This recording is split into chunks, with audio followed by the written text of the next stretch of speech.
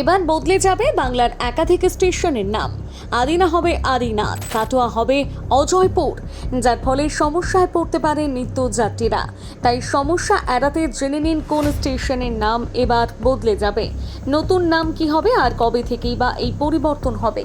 রাজ্যে ক্ষমতার পরিবর্তনের পর থেকে রেলের বিভিন্ন প্রকল্পে গতি এসেছে।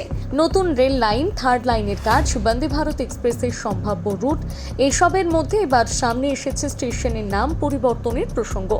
সোশ্যাল মিডিয়ায় ঘুরে বেড়ানো তথ্য অনুযায়ী ঐতিহাসিক, সাংস্কৃতিক এবং ধর্মীয় পরিচয়কে আরও গুরুত্ব দিতে কয়েকটি স্টেশনের নাম পরিবর্তনের চিন্তাভাবনা করা হচ্ছে।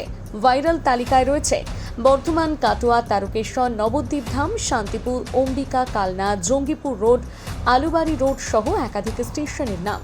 দাবি করা হচ্ছে বর্ধমান জংশনের নতুন নাম হতে পারে বর্ধমান মহাবীর ধাম জংশন। কাটোয়া জংশনের নাম পরিবর্তন করে অজয়পুর জংশন রাখা হতে পারে। তারকেশ্বর স্টেশনের নাম শ্রী তারকেশ্বর ধাম জংশন এবং অম্বিকা কালনা স্টেশনের নাম শ্রী অম্বিকা দেবী কালনা করার প্রস্তাব নিয়ে আলোচনা চলছে বলে দাবি করা হচ্ছে।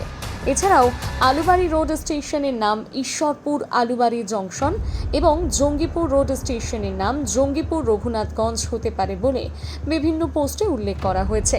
তবে এখানে একটি বিষয় খুবই গুরুত্বপূর্ণ, এই মুহূর্তে ভারতীয় রেল বা রেল মন্ত্রকের পক্ষ থেকে এই নাম পরিবর্তন নিয়ে কোনো আনুষ্ঠানিক বিজ্ঞপ্তি প্রকাশ করা হয়নি। ফলে বিষয়টিকে এখনই চূড়ান্ত সিদ্ধান্ত হিসেবে ধরা যাবে না।